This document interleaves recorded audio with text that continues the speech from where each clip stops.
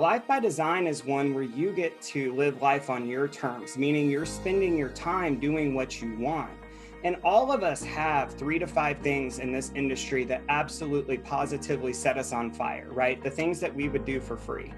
And so when we get into this conversation about why should I build a team? Well, in my mind, it's to build your ideal job description through people so that you can do it profitably and have a life by design.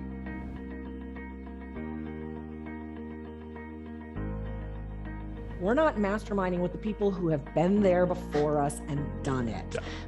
They failed forward for us. You know, there's a famous quote that says, some of us learn from other people and some of us are the other people, meaning that someone's going to learn from us. And mistakes are valuable learning lessons when you learn from them. So make sure you're hiring for the team you want to be, not the team you were 2 years ago.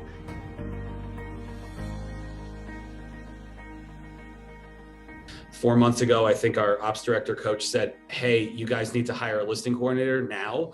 And I was the one that said, nah, we're okay. You know, my operations director can handle it. And what we've realized is, of course she can handle it, but that's really not what she should be doing. So I think getting back to understanding the work that has to go in behind the scenes for myself and my sales team to continue to generate more business.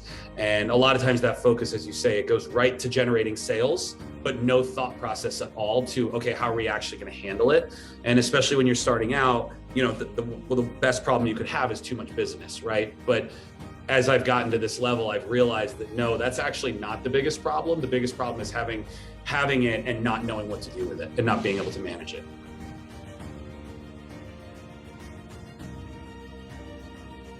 Leadership exposes you, right? It sure does, right? And there's an emotional intelligence to looking at it and thinking, gosh, that's me.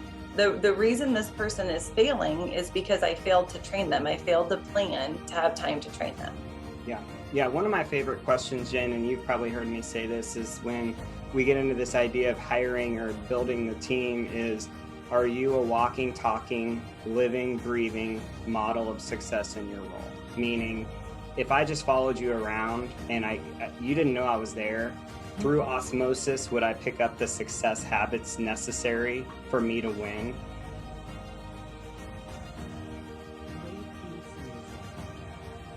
The admin work that you've been doing, for example, all the paperwork, anything that you're doing with your forms, files, all that, that's the first thing you're going to be giving off to them. Because the last thing you want to do is you want to be touching in those folders.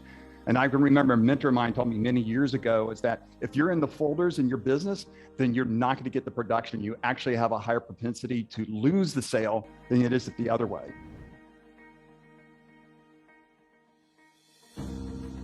You know, when it comes to relationships, Jen, I learned from Gary, it's the 3 E's. You're always looking at enhancing the ones you have, engaging the talent that you need, and ending the relationships that aren't serving you but do it in a win-win way.